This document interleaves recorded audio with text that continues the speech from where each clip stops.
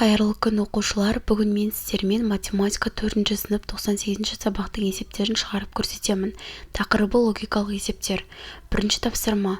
Сызықтар шынайы өлшемінен қысқа немесе ұзын, не болмаса алыс немесе жақын орналасқан тәрізді болып көрінетін суреттер бар.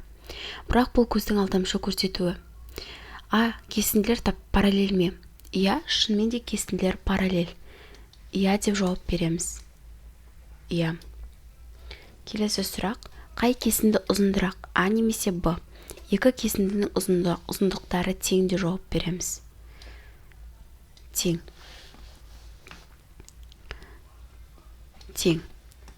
Келесі.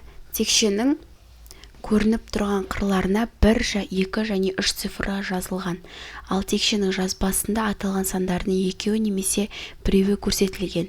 Дәптеріңе текшенің жазбасын сыз, оған қарама-қарсы қырларының сандарының қосындысы 7-ге тең болатындай етіп, 1, 2, 3, 4, 5, 6 сандарын жаз. Мына жерде бізде 3 және 2 саны жазылған. Мұны текшенің жазбасы. Енді мына жерге біз 6 санын жазамыз. 6 саны болады, ал мына жерде 4 саны болады. Өткені қосындысы барлығы 7 болу керек. Қарама-қарсы қабырғаларындағы нүктелердің сандардың қосындысы. Мұны бізде 1, мұны бізде 5 болады. Енді мына жерде 1 мен 6 болады. Енді мына жерде 2 мен 5 болады. Және 1 мен 6 болады. Мұнау бізде 4 болып қала береді. Мұнау 3 болып қала береді. Және мына жерде 5-ке қосындысы 2 болады. Бізде қарама-қарсы сандардың қосындысы 7 болу керек деп айттым. Келесі 3-ші тапсырма. Тапсырманы орында дейді. Мұндай фигураны құру үшін қанша таяқша қажет болды? Мұнда қанша шаршы бар? 5 шаршы қана қалатындай 4 таяқшаны алып таста. 5 шаршы қалатындай бізде 4 таяқшаны алып тастауымыз керек. А тапсырмасын қарастырайық. Бізде мына жерде барлығы 21 таяқша бар. 21 таяқша бар. Енді бізге айтады, мұнда қанша шаршы бар дейді. Мұнда бізде 1, 2, 3, 4, 5, 6, 7, 8, 9 шаршы және 1 шаршы, 2, 3, 4. 9 қосамын 4 и общий біреуі бар.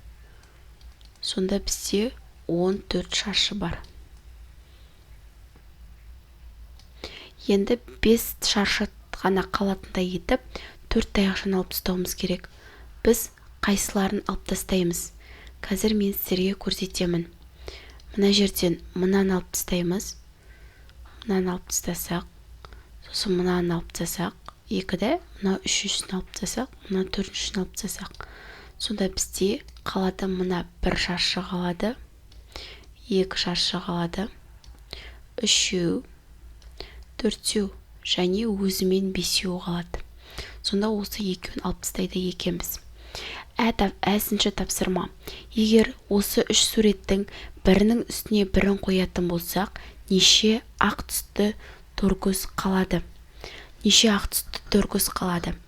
Қараңдар, мына боялғанды мына ортасына кетеді, Мынау боялған мына жаққа кетеді.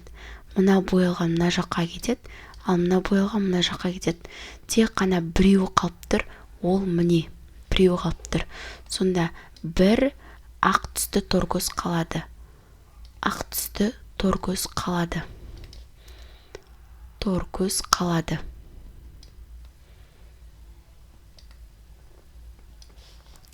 Келесі тапсырма.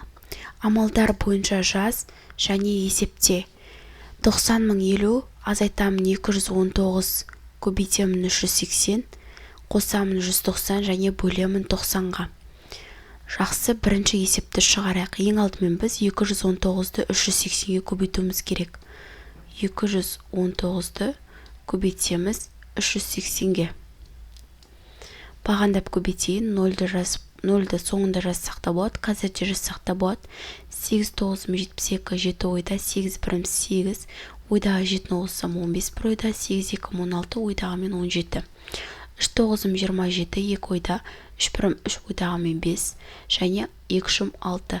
Қоссақ бізде шығады 2, 5-ке 7-ні қоссам 12 бір ойда, 12, 13 бір ойда, 7, 8 және 0-ді түсірем. 83.220 болады. Мына бізде амал бірінші орындалды. Енді 90.050-ден азайтамын 83.220-ны. 90.050-ден азайтамын 83.220-ны. 0, 0, 5-тен 2 азайтам 3, 10-нан 2-ні азайтам 8, 9-нан 3-ті азайтам 6. 6830 болады. Енді осыған 190-ды қосамын. Осыған қосамын 190-ды. 0, 12, 9, 10, 7020. Енді 7020-ны жақшаның, міне, бірінші, екінші мына амал, үшінші мына амал, төртінші бөлу амалы орындалады. Енді оны 90-ға бөлемін. 7-ден келеді. Осы жерден алам. 7, 9-ым 63, 630 болады. Азайтсам 2, 72, қайтадан 0-ді түсірем. И енді 8-ден берем.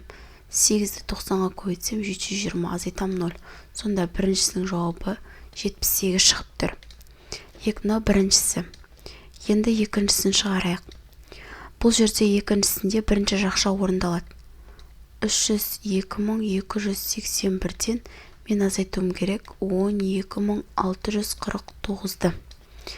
Екеуін азайтатын болсақ, 11-ден 9 азайтам 2 қалады, 7-ден 4 азайтам 3 қалады, 12-ден 6 азайтам 6 қалады, 11-ден 2 азайтам 9 қалады, 9-дан 1 азайтам 8 қалады. Мына жерде қалдық бір қарыз бергеннен кейін 2 болып қалды. Енді сыртындағы бөлу амалы орындалады. 289.632-ні бөлуім керек 48-ге. 289-дан бастап аламын, 6-дан беремін. 6 мен 48-ді көбейтсем 288 болады. Азайтсам 1, и 6-ны түсірем, и 3-ті түсірем. Енді 2 сан қатар түсіргендіктен 0 берем, содан кейін 3 берем. Сонда 48-ді 3-ке көбейтсем 144 болады. Азайтсам менде 19 болады. Енді 2-ні түсірем. 192-шіне 48 4 рет. 4-ті 48-ге көйтсем 192, азайтсам 0. Сонда 6034 шықты. Енді соңғы амалымыз бізде қосуя.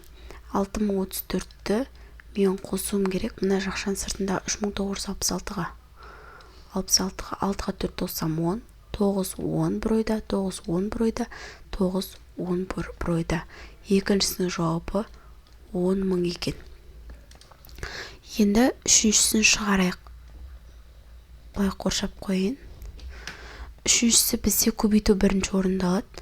308-ді көбейтемін 29-ға. 8, 9-ым 72, 7 ойда.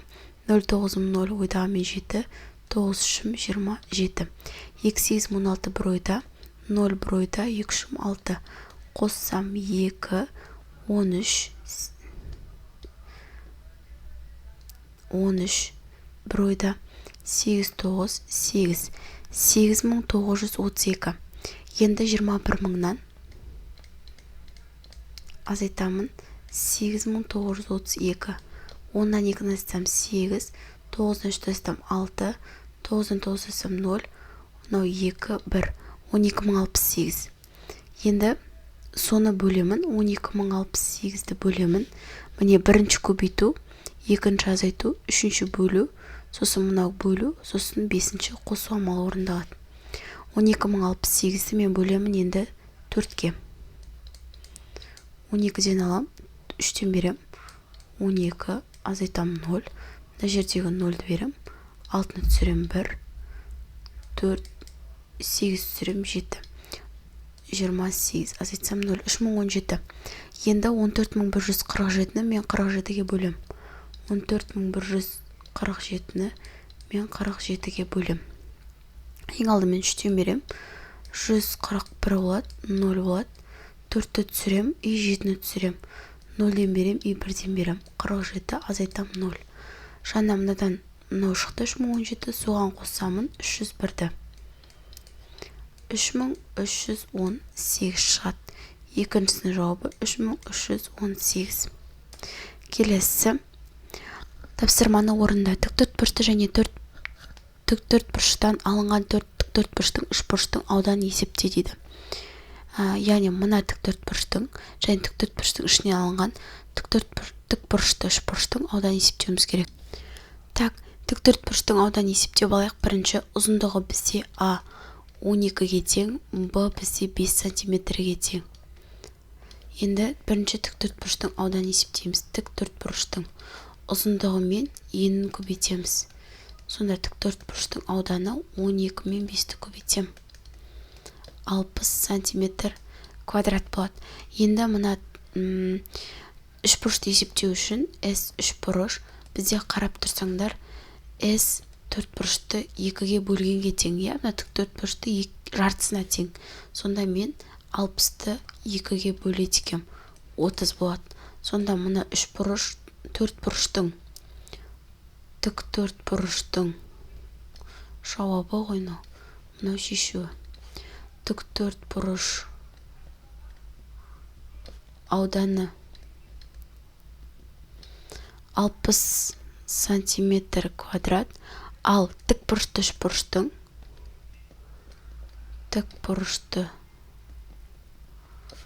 үшбұрыштың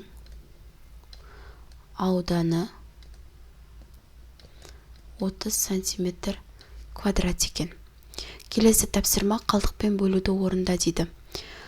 Мен мына жерде жауабын және қалдығын жазып кетейін. Так, бірінші 448.537 бөлемін 3-ге. 448.537-ні 3-ге бөлсем, менде 149.512 және 1 қалдық қалады. Мынау 6-шы тапсырма. Мынау жаңа 5-інші тапсырма болды. 802.154-ті 5-ке бөлетін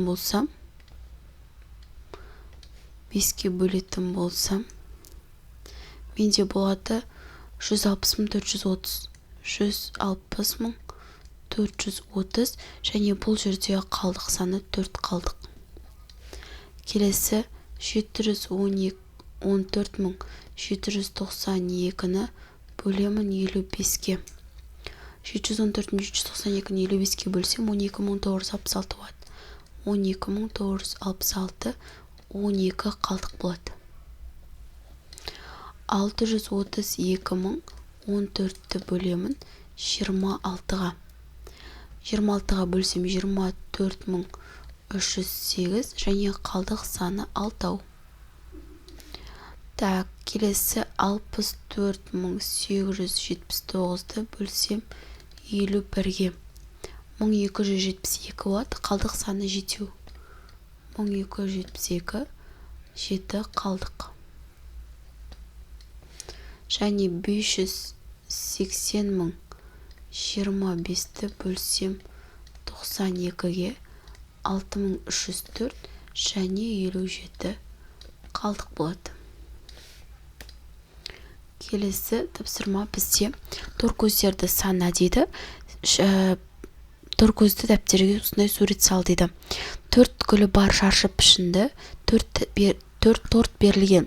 Әрқайсында бір гүлден болатындай теңдей 4 бөлікке бөлу керек. Дәптеріңе сызықпен сыз дейді. Так, мына торкөздерді санайтын болсақ, бұл жерде мына жағынан 6 және мына жағынан 6, 36 торкөз бар.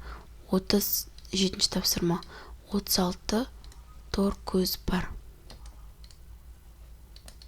Бір торкөздің ауданы, мысалы, мына жер бізде әр торкөзді 1 сантиметр деп алатын болсақ, 1 сантиметр алатын болсақ, мына жер 6, мына жер 6, енді ауданын табысақ, 6 көбейту 6, 36 болады.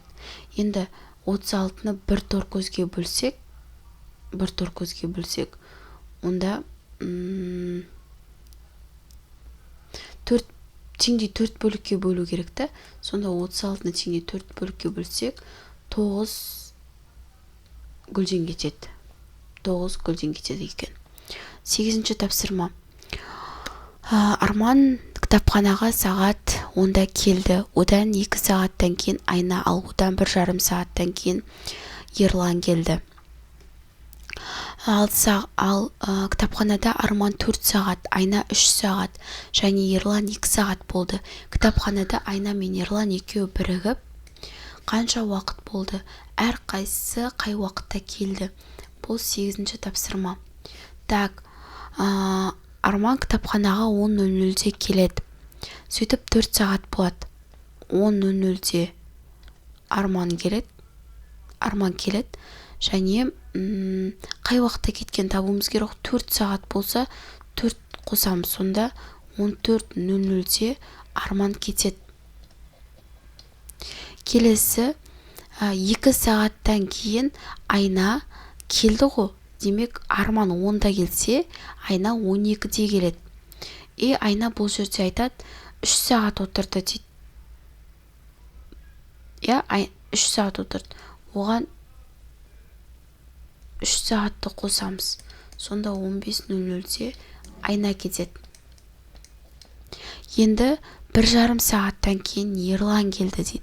Ерлан демек 10:30-да келеді. Мынаған 2-ні қосамыз, мынаған 1,5-ді қосамыз. Сонда 13:30-да. Бұл жерде Ерлан 2 сағат болады. Демек, мынаған 2-ні қосамыз, 2 сағат. 13:30-ға 2-ні қоссақ, 15:30 болады. Бұл Ерланның кеткені. Так, енді Айна мен Ерлан екеуі бірге қанша уақыт болады? Ерлан мен Айна екеуі бірге қанша уақыт болған?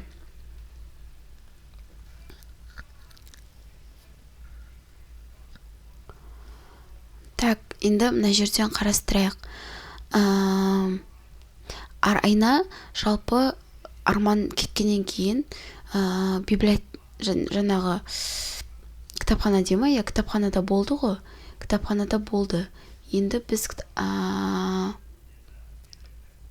қалай түсіндірсем болады сендерге?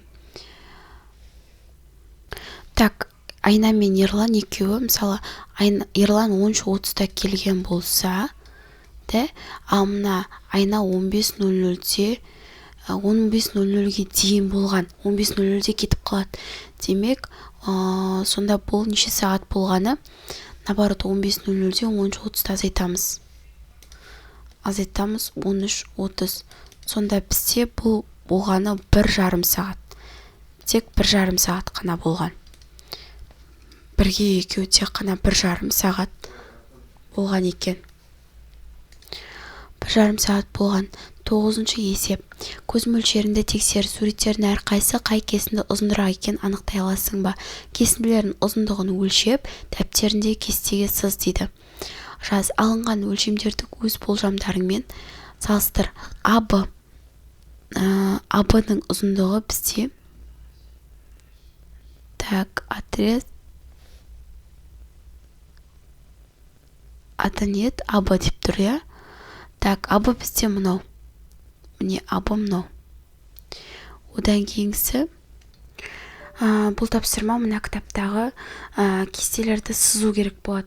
Енді мына жерде қараңдар, АБ кесіндісі бұл СД кесіндісінен үлкен болуы мүмкін. АБ кесіндісі СД кесіндісінен үлкен болуы мүмкін. Және ЕО деген кесінді бар ғой. ЕО кесінді, мына кесінді. Ол ТП деген кесіндіден ұзын болып көріну мүмкін. Оны сіздер сызғыш алып, линейка алып, мына жерде сызып, тексеріп, мына жерге ұзындықтарын барлығын жазу керексіздер. Осымен бүгінгі сабағымыз аяқталды. Лайк басып тіркеліп кетіңіздер.